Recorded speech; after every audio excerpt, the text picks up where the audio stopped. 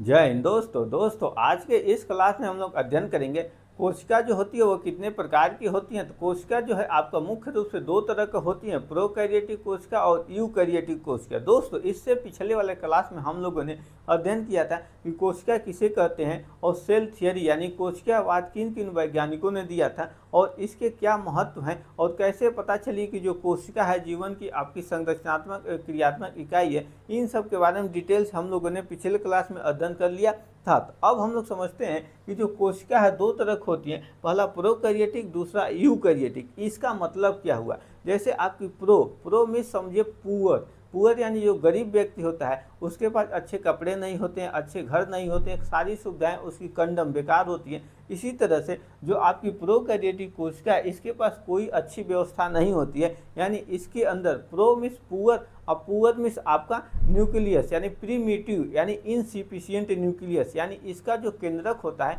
अल्प विकसित होता है, जिसे इंग्लिश में इनसिफिशिएंट न्यूक्लियस कहते हैं और सम्मिलित रूप से इसे न्यूक्लियाइड बोला जाता है। तो यह आपकी जो प्रोकैरियोटिक कोशिका होती है बेहद गरीब है, इसके पास अच्छी व्यवस्था नहीं है, यानी इसके पास न्यूक्लियस नहीं है। वहीं पे जो आपकी यूकैरियोटिक कोशिका होती है, यूकैरियोटिक यू यानी ट्रू, यानी इसके पास सत्य न्यूक्लियस होता है, अच्छा केंद्रक होता है और यह जो आपका केंद्रक होता है पूर्ण रूप से डेवलप यानी विकसित होता है। और कैरियोटिक यानी कैरियांश मीन्स आपका न्यूक्लियस होता है। सीधा सीधा समझिए, जो प्रो यानी पुअर है इसके पास न्यूक्लियस नहीं है और यूकैरियोटिक यह अमीर है, इसके पास न्यूक्लियस सारी व्यवस्थाएं हैं। तो अब इन दोनों कोशिकाओं में मेजर अंतर क्या है, मुख्य अंतर क्या है, फिर आगे हम लोग समझेंगे कि इन दोनों कोशिकाओं में मेजर समानताएं क्या है, यानी समानता क्या है, इसको हम लोग ट्रिक से समझेंगे। तो पहले देखिए कि जो आपकी मुख्य अंतर है, तो पहले हम लोग कोशिका द्रव्य देखते हैं। यह जो आपकी कोशिका द्रव्य इसे इंग्लिश में साइटोप्लाज्म बोलते हैं और जो आपकी प्रोकैरियोटिक कोशिका है इस कोशिका में संपूर्ण कोशिका में आपका जो साइटोप्लाज्म यानी कोशिका जो द्रव्य है, द्रव्य का मतलब एक आपका जल है, गाढ़ा जल है, वह जल आपके पूरे कोशिका में बिखरा रहता है। लेकिन वहीं पे जो आपकी यूकैरियोटिक कोशिका होती है इसमें जो आपका कोशिका द्रव्य होता है यह अलग अलग होता है, केंद्रक और कोशिका कला के बीच में यह विभाजित रहता है, यानी अलग अलग होता है। अब समझिए कि कोशिका द्रव्य होता क्या है। जैसे कि मान लीजिए यह आपका एक कोशिका है, एक सेल है और इस सेल में आपका कोई न्यूक्लियस नहीं है। अगर न्यूक्लियस नहीं है तो जो इस कोशिका का आनुवंशिक मटेरियल्स है वह आनुवंशिक पदार्थ इस कोशिका द्रव्य में, यानी यह जो आपकी पूरा जो जिसमें आप रहते हैं, जैसे आपके घर है आपका, तो आपको पूरा सम्मिलित रूप से तो घर हो गया, लेकिन घर के अंदर अलग अलग कमरे होते हैं, तो वह आपका एक कमरा हो गया। अगर बाहर से देखेंगे तो आप घर हो गया और घर को चारों तरफ से कौन घेरे रहता है, एक दीवार घेरे रहता है। ठीक इसी प्रकार से जो आपकी यह प्रोकैरियोटिक कोशिका है यह आपकी चारों तरफ की दीवार है और इसके अंदर छोटे छोटे जो आपके कोशिकांग होते हैं वह कोशिकांग होते हैं। और इसी की तरह जैसे घर में छोटे छोटे बड़े बड़े कमरे होते हैं, ठीक इसी प्रकार से इसमें कोशिकांग होते हैं और उन सभी कोशिकांग को व्यवस्थित करने के लिए, एक जगह से दूसरी जगह न जाने के लिए, यानी उनको एक अस्थायित्व प्रदान करने के लिए, सुरक्षा प्रदान करने के लिए कोशिका द्रव्य होता है। और यह जो कोशिका द्रव्य होता है पूरे कोशिका में, प्रोकैरियोटिक वाले पूरे कोशिका में बिखरे हुए रहता है। लेकिन वहीं पे अगर आप यूकैरियोटिक कोशिका की बात करेंगे, यूकैरियोटिक कोशिका में यहाँ पे बीच में न्यूक्लियस होता है और यह जो आपका न्यूक्लियस होता है न्यूक्लियर मेम्ब्रेन से घिरा हुआ होता है। तो जो आपके बीच में दोनों चीज़ एक ही है, लेकिन एक इसमें जब न्यूक्लियस आ जाता है तो न्यूक्लियस को एक आपका न्यूक्लियर मेम्ब्रेन यानी केंद्रक कला घेरे रहता है। तो यह जो आपकी केंद्रक कला होता है उसके अंदर केंद्रिका द्रव्य पाया जाता है। दोनों सेम ही द्रव्य है, लेकिन जो आपके केंद्रक से बाहर जो द्रव्य होते हैं उसे कोशिका द्रव्य बोला जाता है। यह आपकी जो यूकैरियोटिक और प्रोकैरियोटिक कोशिका, इसमें मेजर अंतर आपका पहला यह है। इसी के साथ साथ जो केंद्रक होता है यानी जो न्यूक्लियस होता है प्रोकैरियोटिक कोशिका में, जैसा कि मैंने पहले ही बताया कि अल्प विकसित होता है, अतः इसे न्यूक्लियाइड बोला जाता है। जब इसमें न्यूक्लियस नहीं होगा तो न्यूक्लियर मेम्ब्रेन भी नहीं होगा, यानी यह न्यूक्लियस मिटा देंगे तो इसके बाहर जो अब न्यूक्लियस पहले जो मैंने पहले बनाया था इस तरह से, तो इसके बाहर वाले हिस्से को न्यूक्लियर मेम्ब्रेन यानी केंद्रक कला बोला जाता है। यह भी एब्सेंट रहेगा प्रोकैरियोटिक कोशिका में, न्यूक्लियस नहीं रहेगा, यानी न्यूक्लियस नहीं रहेगा इसके अंदर केंद्रिका भी नहीं रहेगा और केंद्रिका नहीं रहेगा तो बिल्कुल एकदम खाली रहेगा। न्यूक्लियस यानी केंद्रक और केंद्रक के अंदर केंद्रिका जिसे न्यूक्लियोलस कहा जाता है वह भी नहीं रहेगा। देखिए दोस्तों, जब एक एक पार्ट के बारे में आपको इसके बारे में बताऊंगा तो आपको और डिटेल से जानकारी हो जाएगी। वहीं पे जो आपका आनुवंशिक मटेरियल होता है प्रोकैरियोटिक कोशिका में, वह डीएनए जो आपका होता है वह हिस्टोन प्रोटीन से जुड़ा हुआ नहीं होता है, हिस्टोन प्रोटीन से नहीं जुड़ा होता है, अलग अलग होता है। तो जैसे इसको मिटा दिए तो यह न्यूक्लियस में उपस्थित जो न्यूक्लियोलस है वह भी मिट गया। अगर इसको केंद्रक कला को मिटा देते हैं तो यह भी मिट गया। तो जो इसके अंदर जो आपकी आनुवंशिक मटेरियल्स होता है, यह मटेरियल्स इस कोशिका द्रव में स्वतंत्र रूप से रहता है। तो इस तरह के आपके प्रोकैरियोटिक कोशिका के लक्षण होते हैं। वहीं पे आपकी जो यूकैरियोटिक कोशिका आती है, इसमें पूर्ण रूप से आपका केंद्रक होता है, और जैसे कि आपका यह केंद्रक है, बीच में आपका न्यूक्लियोलस है, यानी केंद्रक कला आपको केंद्रक को चारों तरफ से घेरे रहता है, और इसमें केंद्रक में केंद्रिका यानी न्यूक्लियोलस पाया जाता है, और डीएनए जो है वह हिस्टोन प्रोटीन से जुड़ा होता है। अब जो आपका नेक्स्ट है, जो कोशिका के अंदर जो कोशिकांग पाए जाते हैं, इसमें आपका गाल्जी बॉडी है, यानी गाल्जी का है, एंडोप्लाज्मिक रेटिकुलम है, यानी अंतःप्रद्रव्य जालिका है, और आपका प्लास्टिड यानी लवक है, और माइटोकॉन्ड्रिया है। तो ये सारे जो आपके कोशिकांग है इस प्रोकैरियोटिक वाले कोशिका में नहीं पाए जाते हैं, और जो आपकी यूकैरियोटिक कोशिका उसमें सारे कोशिकांग पाए जाते हैं। इसी के साथ साथ जो माइटोसिस और मियोसिस, यह जो कोशिका विभाजन के एक आपका प्रोसेस है, एक प्रकार है, कोशिका में कैसे विभाजन होता है। जब मैं आपको कोशिका विभाजन के बारे में बताऊंगा तो माइटोसिस और मियोसिस पूरा डिटेल से बताऊंगा। तो जो आपकी माइटोसिस है, इसमें क्या होता है, एक कोशिका से दो कोशिका का निर्माण होता है, और जो आपके मियोसिस है, एक संतत कोशिका से चार कोशिका का निर्माण होता है, यानी कुल मिलाकर इसमें कोशिका विभाजन होता है। तो जो माइटोसिस होता है यह मुख्य रूप से सभी कायिक कोशिका, यानी जो हमारी बॉडी है, जैसे हमारे यहाँ पे चोट लग गया, कहीं भी हाथ में, सर में, पैर, देह में कहीं चोट लग गया, तो उस चोट को ठीक करने के लिए कोशिका में जो विभाजन होता है वह माइटोसिस प्रक्रिया के अंतर्गत होता है। तो जो आपकी माइटोसिस होता है यह शरीर की आकार में वृद्धि करता है, शरीर को ग्रोथ देता है। लेकिन जो आपकी मियोसिस होता है यह केवल आपकी जनन कोशिका में होती है। जैसे आपका स्पर्म और ओवम दोनों, इन्हीं दोनों में आपकी यानी जो जनन सेल्स होती है, रिप्रोडक्टिव सेल्स होता है, जिससे बेबी का ग्रो होता है, यानी बेबी बर्न होती है, पैदा होती है, तो उसी कोशिकाओं में केवल आपका यह मियोसिस होता है। तो जो आपकी प्रोकैरियोटिक कोशिका इसमें मियोसिस नहीं होता है। वहीं पे जो आपकी यूकैरियोटिक कोशिका इसमें मियोसिस होता है। यूकैरियोटिक कोशिका मियोसिस केवल आपका जो स्पर्म सेल है, जो केवल स्पर्म सेल है और ओवम सेल है, इसी में होता है, इसी में केवल आपका मियोसिस होता है। तो ये तो है आपकी चार लक्षण। आगे हम लोग और देखते हैं दोस्तों। अब जो आपका नेक्स्ट लक्षण है, तो श्वसन तंत्र यानी रेस्पिरेटरी सिस्टम, यानी जो प्रोकैरियोटिक और यूकैरियोटिक कोशिका है इसमें श्वसन कैसे होता है। तो प्रोकैरियोटिक कोशिका में जो श्वसन होता है वो जीव द्रव्य कला यानी प्रोटोप्लाज्म मेम्ब्रान के तहत आपका श्वसन होता है प्रोकैरियोटिक कोशिका में। और जो आपकी यूकैरियोटिक कोशिका होती है इसमें जो माइटोकॉन्ड्रिया है इसी के द्वारा श्वसन होता है, और माइटोकॉन्ड्रिया में ही एनर्जी ऊर्जा बनता है। अब बात करते हैं नेक्स्ट जो आपकी प्रकाश संश्लेषण है। तो प्रोकैरियोटिक कोशिका में आंतरिक झिल्ली होती है, उसी आंतरिक झिल्ली में प्रकाश संश्लेषण होता है। जो प्रोकैरियोटिक कोशिका है इसमें मुख्य रूप से जो आपकी बैक्टीरिया है, ब्लू ग्रीन एल्गी है, और माइकोप्लाज्मा है, इस तरह के जो आपके जीव हैं यह प्रोकैरियोटिक कोशिका के अंतर्गत आते हैं। तो जो आपकी बैक्टीरिया है, कुछ बैक्टीरिया ऑटोट्रॉफिक्स होती है, रसायन संश्लेषी होती है, या फोटोट्रॉफिक्स होती है, प्रकाश संश्लेषी होती है। हालांकि सभी बैक्टीरिया नहीं होती है। जब मैंने आपको बैक्टीरिया चैप्टर पढ़ा था तो उस बैक्टीरिया वाले चैप्टर में मैंने बता दिया है कि बैक्टीरिया में पोषण कैसे होता है। तो जो आपकी है जो प्रोकैरियोटिक कोशिका, इसमें जो आपकी प्रकाश संश्लेषण होता है तो आंतरिक झिल्लियों के द्वारा होता है, और इसमें जो क्लोरोप्लास्ट होता है, बैक्टीरिया में क्लोरोप्लास्ट नहीं पाए जाते हैं, लेकिन वहीं पे जो आपकी यूकैरियोटिक कोशिका होती है इसमें क्लोरोप्लास्ट पाए जाते हैं, और इसी के कारण यह प्रकाश संश्लेषण द्वारा स्वतः भोजन बना लेते हैं। लेकिन यूकैरियोटिक कोशिका भी आपके मुख्य रूप से दो तरह की होती हैं। पहली जो आपकी कोशिका है जंतु कोशिका, और दूसरी आपकी पादप कोशिका यानी प्लांट यानी पौधों वाली जो कोशिका। आगे हम लोग इन दोनों कोशिकाओं के बारे में भी अध्ययन करेंगे। अब रही बात जो राइबोसोम, यह राइबोसोम जो है एक प्रोटीन की फैक्ट्री इसे बोला जाता है, यानी यहाँ पे प्रोटीन का निर्माण होता है। तो जो प्रोकैरियोटिक कोशिका उसमें 70S टाइप के राइबोसोम पाए जाते हैं, परंतु यूकैरियोटिक कोशिका में 70S के साथ साथ 80S टाइप के भी राइबोसोम पाए जाते हैं। तो राइबोसोम के बारे में भी हम लोग आगे विस्तार से समझेंगे। अब जो आपकी बात है कोशिका भित्ति यानी सेल वाल जो है, तो प्रोकैरियोटिक जो कोशिका होते हैं इसमें जो सेल वाल होती है वो पतली होती है, वहीं पे यूकैरियोटिक कोशिका में सेल वाल जो होती है वो मोटी होती है। जैसे आपकी जो बैक्टीरिया है, बैक्टीरिया का जो आपका कोशिका भित्ति है वो पेप्टिडोग्लाइकान नामक पदार्थ से बनी होती है, जो कि आपकी एक पतली लेयर होती है। वहीं पे जो आपकी यूकैरियोटिक प्लांट सेल्स है, पादप कोशिका, उसका जो सेल वाला सेलुलोज से बना रहता है। इसी तरह जो पादप कोशिका होती हैं, यानी जो पौधे होते हैं, उनकी छाल इतनी मोटी होती है और वो मजबूत होते हैं।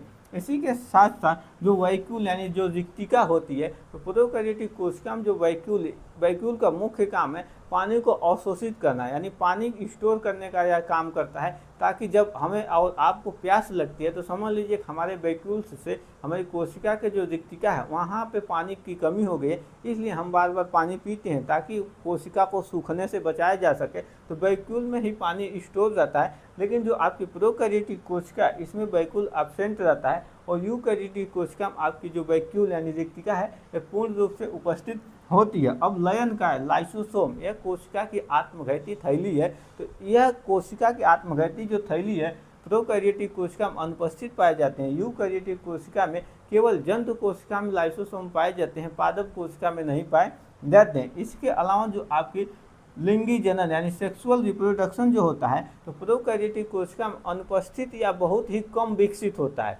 लेकिन यूकैरियोटिक कोशिका में आपकी सेक्सुअल रिप्रोडक्शन यानी लिंगी जनन जो होता है वह वेल डेवलप होता है, पूर्ण रूप से आपका विकसित होता है। तो दोस्तों ये तो है आपकी प्रोकैरियोटिक और यूकैरियोटिक कोशिका में मुख्य अंतर। जो आपकी प्रोकैरियोटिक कोशिका है इसमें मुख्य रूप से जो आपका जीवाणु है, जो आपका जीवाणु यानी जो बैक्टीरिया है, और जो आपकी ब्लू ग्रीन एल्गी है, ब्लू ग्रीन एल्गी, इसे माइकोप्लाज्मा भी साइनोबैक्टीरिया, ब्लू ग्रीन एल्गी को साइनोबैक्टीरिया भी बोला जाता है। और इसी के साथ साथ माइकोप्लाज्मा, एक केवल 3 ऐसी कोशिकाएं हैं जो प्रोकैरियोटिक कोशिका के अंतर्गत आते हैं। जब मैं आपको वर्गीकरण पढ़ा रहा था उसमें जो आपका क्लासिफिकेशन था, यानी 5 जगत किंगडम जो क्लासिफिकेशन था, उसमें जो आपकी मोनेरा जो जगत है, जो आपकी मोनेरा जगत है, यह मोनेरा जगत टोटली आपकी प्रोकैरियोटिक कोशिका वाला जगत है। तो जितने भी आपके जीव जंतु मोनेरा जगत में आएंगे वो सारे प्रोकैरियोटिक कोशिका है। इसी के अलावा जो आपकी यूकैरियोटिक कोशिका है, तो यूकैरियोटिक कोशिका के अंतर्गत जो आपके मोनेरा के बाद जो आपका आ जाएगा प्रोटिस्टा आ जाएगा, और प्रोटिस्टा के बाद आपका फंगी आ जाएगा, और फंगी के बाद जो आपका है प्लांटी आ जाएगा, और प्लांटी के बाद आपका जो है एनिमेलिया आ जाएगा। तो यह जो आपके चारों जगत हैं, मोनेरा को छोड़ दिया जाए, प्रोटिस्टा, फंगी, प्लांटी और एनिमेलिया, यह चारों जो किंगडम है, चारों किंगडम के जो जीव जंतु हैं वो सारे जीव जंतु यूकैरियोटिक कोशिका के अंतर्गत जाते हैं। यानी इनके जो शरीर है यूकैरियोटिक नामक कोशिका से मिलकर बनी होती हैं। अब दोस्तों जो आपकी प्रोकैरियोटिक और यूकैरियोटिक कोशिका है, इन दोनों कोशिकाओं में जो मेन समानताएं हैं, इसको याद करने के लिए एक ट्रिक है। इस ट्रिक का नाम है MCDR। मिस्टर एम जो है वो एक CDR है। तो MCDR से आप याद कर सकते हैं कि प्रोकैरियोटिक और यूकैरियोटिक कोशिका में क्या क्या अंतर है। तो इसमें जो आपका M है, M से सेल मेम्ब्रान हो जाएगा। तो जो आपकी कोशिका झिल्ली होती है, यानी जो आपकी सेल मेम्ब्रान होती है, वो प्रोकैरियोटिक कोशिका और यूकैरियोटिक कोशिका दोनों कोशिकाओं में पाई जाती है। यानी जो कोशिका द्रव्य होता है, उस द्रव्य को जो एक झिल्ली घेरे रहता है उसको सुरक्षा प्रदान करता है, वही आपकी कोशिका झिल्ली होती है। जैसे आप एक पॉलीथीन ले लीजिए, एक झिल्ली ले लीजिए, और उसमें आप गए बाजार से सरसों खरीद लिए, तेल खरीद, धनिया, मिर्च, मसाला, आलू, सब्जी, प्याज सब उसी में खरीद के झिल्ली को बंद कर देते हैं, तो सारे सामान झिल्ली के अंदर आपके सुरक्षित होते हैं। ठीक इसी प्रकार से इन सभी अंगों को mitochondria, Golgi body, endoplasmic reticulum, plastid, इन सभी कोशिकाओं को सुरक्षा प्रदान करने के लिए एक झिल्ली रहती है, और यह झिल्ली इन्हें चारों तरफ से घेरे रहती है, और उसके अंदर एक द्रव्य भरा रहता है। उस द्रव्य को कोशिका द्रव्य बोला जाता है, और जो झिल्ली घेरे रहती है उस झिल्ली को कोशिका झिल्ली बोला जाता है। तो जो आपकी अंग्रेजी में इसे सेल मेम्ब्रान बोला जाता है। तो MCDR जो आपकी सेल मेम्ब्रान है, यूकैरियोटिक और प्रोकैरियोटिक दोनों कोशिकाओं में पाए जाते हैं। वहीं पे जो आपका साइटोप्लाज्म है, जैसा कि मैंने पहले ही बताया कि जो आपकी अंदर की जो आपकी द्रव होती है, जो कोशिका झिल्ली को चारों कोशिका झिल्ली के अंदर होती है, उसी द्रव्य को कोशिका द्रव्य बोलते हैं, और यह द्रव्य दोनों कोशिकाओं में पाई जाती हैं। अब रही बात जो आपका डीएनए और इसी के साथ जो आपका प्रोटीन है, तो यह यूकैरियोटिक और प्रोकैरियोटिक दोनों कोशिकाओं में समान रूप से पाई जाती हैं। और जो आपकी राइबोसोम है तो दोनों कोशिकाओं में पाई जाती हैं। जो आपकी प्रोकैरियोटिक है इसमें 70S टाइप के यानी जो आपको प्रकार है तो 70S टाइप का राइबोसोम पाया जाता है, यानी 70S, और यूकैरियोटिक में 80S पाया जाता है। लेकिन राइबोसोम का जो मुख्य काम है यह प्रोटीन का संश्लेषण करता है, यानी प्रोटीन का निर्माण करता है। तो जो प्रोकैरियोटिक और यूकैरियोटिक जो कोशिका है, इन दोनों कोशिकाओं में जो प्रोटीन का निर्माण होता है सेम एक ही विधि से होता है, जैसे दोनों में होता है, एक ही विधि के द्वारा दोनों में प्रोटीन का निर्माण होता है। तो दोस्तों यहाँ तक तो आप सभी लोगों को सारी बातें अच्छे समझ में आया होगा। दोस्तों अब हम लोग थोड़ा सा समझ लेते हैं कि जो कोशिका है, सबसे लंबी कोशिका, सबसे बड़ी कोशिका, सबसे छोटी कोशिका कौन कौन सी है और किस कोशिका में सबसे ज़्यादा तो उन कोशिका विभाजन होता है, किसमें कम होता है, इसको आप लोग एक नज़र समझ लीजिए। तो जो आपकी कोशिका होती है, लंबी, बड़ी, छोटी, ऊंची, नीची, सब कोशिका के बारे में आप समझ लीजिए, क्योंकि यह सारे आपके प्रश्न पूछे जाते हैं। तो जो आपकी सबसे बड़ी कोशिका है, यानी सबसे लार्जेस्ट कोशिका है, यानी सबसे जो बड़ी आपकी सेल है, सबसे बड़ी जो आपकी सेल है, इस सेल का नाम है शुतुरमुर्ग का अंडा। जो आपके शुतुरमुर्ग है, इसके शुतुरमुर्ग का जो आपका अंडा है, यानी ऑस्ट्रिच का जो आपका एग है, जो अंडा है, यह सबसे बड़ी कोशिका है। और जो आपकी वहीं पे सबसे छोटी जो आपकी कोशिका है, तो सबसे छोटी जो कोशिका, इसका जो नाम है माइकोप्लाज्मा गैलीसेप्टिकम। माइकोप्लाज्मा गैलीसेप्टिकम जो है यह आपकी सबसे छोटी कोशिका है, तो इसका नाम है माइकोप्लाज्मा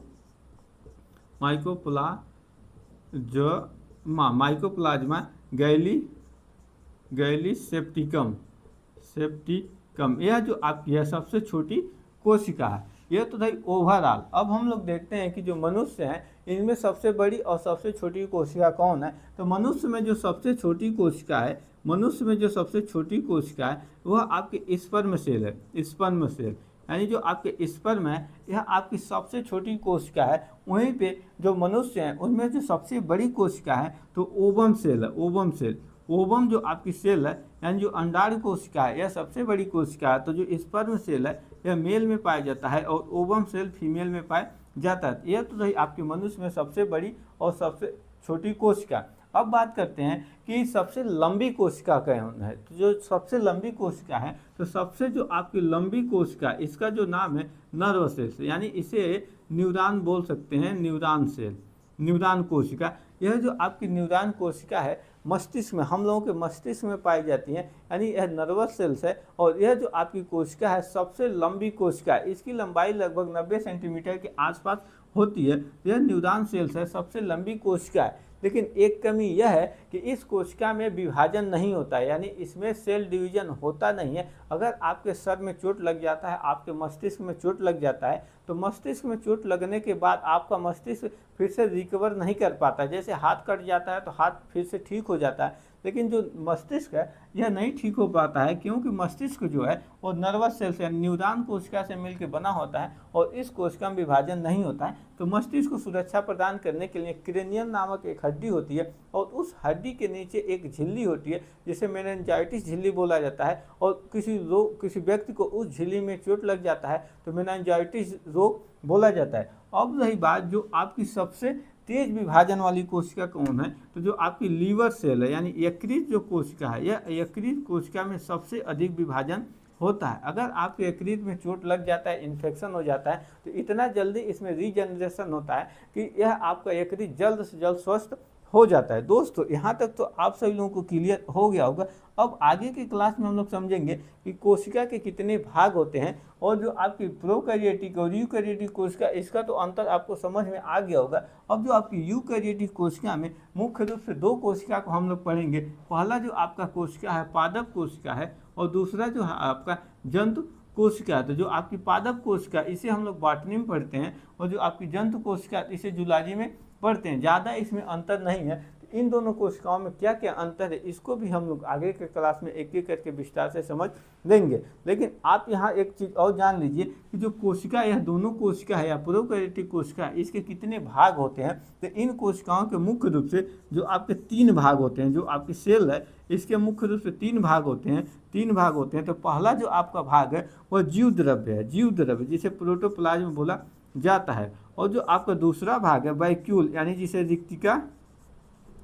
रिक्तिका बोला जाता है। और रही बात जो आपका तीसरा भाग है तो सेल वाल यानी कोशिका भित्ति जो है आपका, यह आपकी कोशिका भित्ति है। तो कोशिका के किसी भी कोशिका के मुख्य रूप से 3 भाग यही होते हैं। पहला आपका जीव द्रव्य है और उसके बाद रिक्तिका है और कोशिका भित्ति है। तो मुख्य रूप से जो आपकी जीव द्रव्य यानी प्रोटोप्लाज्म है, इसी को हमको पढ़ना है। प्रोटोप्लाज्म को पूरा विस्तार से पढ़ना है। तो आई होप आप सभी लोगों को आज की क्लास अच्छे समझ में आया होगा। दोस्तों इसी तरह की बायोलॉजी रिलेटेड क्लास पाने के लिए चैनल को एक बार जरूर सब्सक्राइब करें और अपने दोस्तों के साथ भी ज़्यादा से ज़्यादा शेयर करें। तो मिलेंगे नेक्स्ट क्लास में। जय हिंद।